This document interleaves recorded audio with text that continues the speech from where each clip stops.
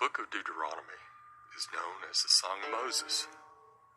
In it, Moses sings the song of the story of Jacob and his 12 sons who become the nation of Israel. And more importantly, how it came to become the Lord Yahweh's nation.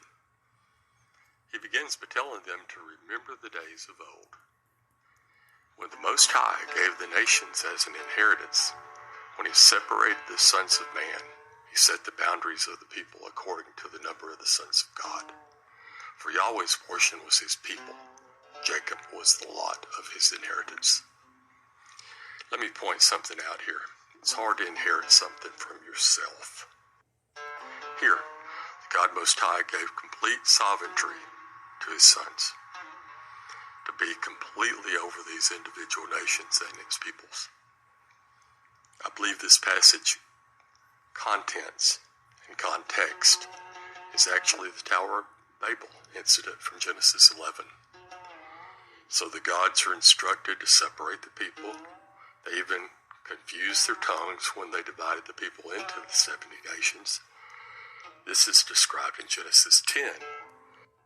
So the same story of the inheritance for the sons of God also comes from the ancient Canaanites via the Ugaritic text, which, as we already know, were discovered in 1929.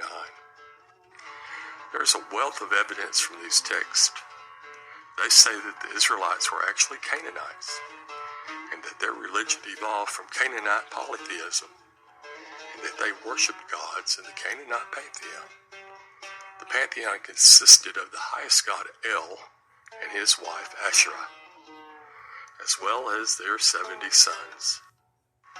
As we see all over YouTube, many ancient cultures kept their records chiseled in stone.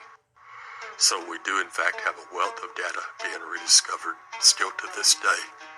A big portion of this has been found within the Ugaritic text. They date back to the same time as the ancient Hebrews and their stories. Now to the incident at Babel from the Bible. That event led to creation of nations, and the ownership of these lands being an inheritance to the sons of God.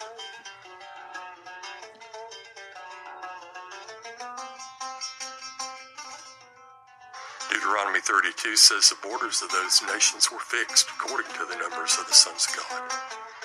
This is, the sons of God are now over these nations. The 70 nations were allotted to all the sons in the same way that Yahweh was allotted the nation of Israel. The key thing to see in these verses is the Most High God, El Elyon, divided mankind into 70 nations.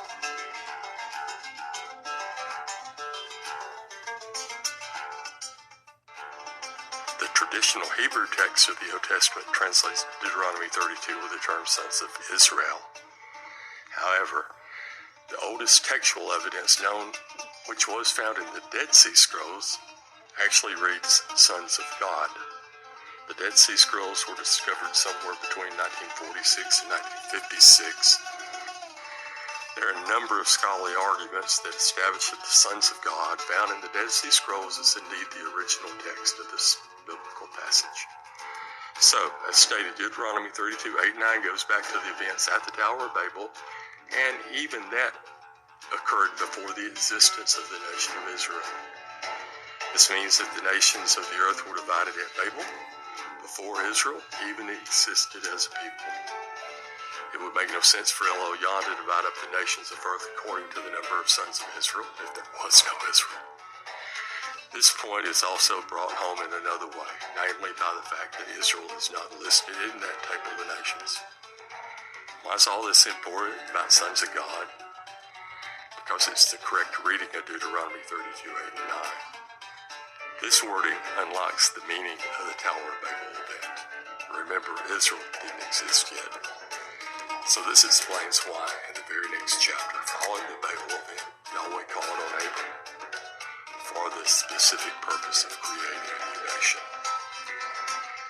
Now listen to what Genesis 12, where it says, Yahweh told Abram, leave your country, your family, your father's home, for a land that I will show you. I'll make you a great nation and bless you. I'll make you famous. You'll be a blessing. I'll bless those who bless you. Those who curse you, I'll curse. All the families of the earth will be blessed through you. Then in Genesis 15, Yahweh says to Abram, know this, your descendants will live as outsiders in a land that is not theirs. They'll be enslaved and beaten down for 400 years. Then I'll punish their slave masters. Your offspring will march out of there loaded with plunder, but not you. You'll have a long and full life and die a good and peaceful death. Not until the 4th generation will your descendants return here. Okay, so I'll look up the connection between Abraham and Moses, because of course it is Moses that leads the people out of Egypt into the promised land. As it turns out, Abram is the great-grandfather of Jacob, whose 12 sons make up the 12 tribes of Israel. Jacob's 3rd son is Levi. He had a son named Amram, who was the father of Moses.